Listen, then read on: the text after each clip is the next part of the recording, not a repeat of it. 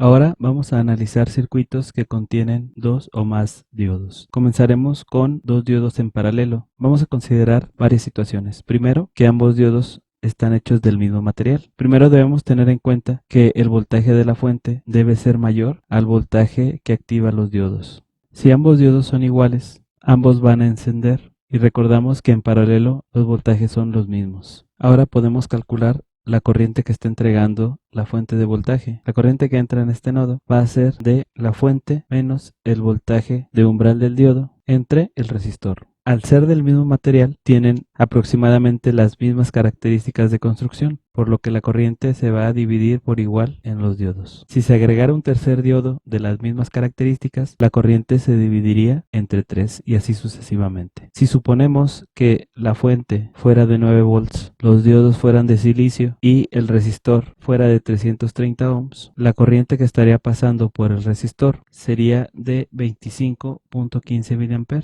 Y simplemente tendríamos que dividir este valor de corriente entre la cantidad de diodos que tenemos conectados. ¿Qué pasaría si conectáramos ahora un diodo de silicio con un diodo de germanio? Vamos a suponer que el primer diodo es de germanio y el segundo diodo es de silicio. Cuando la fuente es conectada, el voltaje va a ir incrementándose en las terminales de los diodos. Sabemos que el diodo de germanio enciende a los 0.3 volts y el de silicio al 0.7 volts. El punto aquí es que cuando la fuente alcance los 0.3 volts, el diodo de germanio va a conducir, pero al estar en paralelo con el diodo de silicio, va a provocar que estos 0.3 volts del diodo de germanio impidan que el diodo de silicio encienda, porque el voltaje entre sus terminales debe ser siempre mayor que su voltaje de activación. Por lo tanto, tendríamos los 0.3 volts del diodo de germanio y el diodo de silicio estaría desconectado. En este caso, la corriente que circula por el resistor sería igual al voltaje de la fuente menos el voltaje del diodo de germanio, que en este caso sería 0.3 volts entre